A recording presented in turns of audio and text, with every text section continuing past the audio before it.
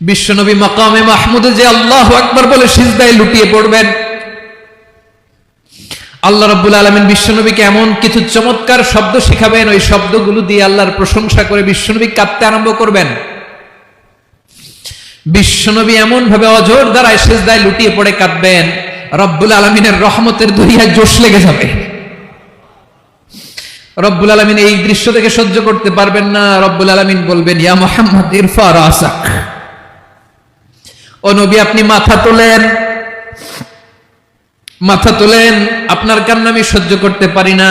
নবী আপনি মাথা তোলেন, সাল তুতা, আজকে আপনি যা চাবেন তাই দেব।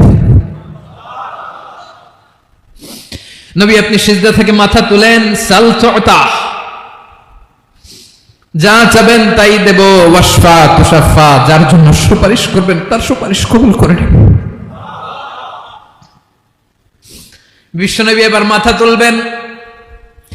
যে বিভীষিকাময় সময়ে প্রত্যেক নবী বলেছেন আমি পারবো না, প্রত্যেক নবী বলেছেন নাফসি নাফসি, আমার কি হবে আমি জানি না, আল্লাহ আমারে বাঁচাও।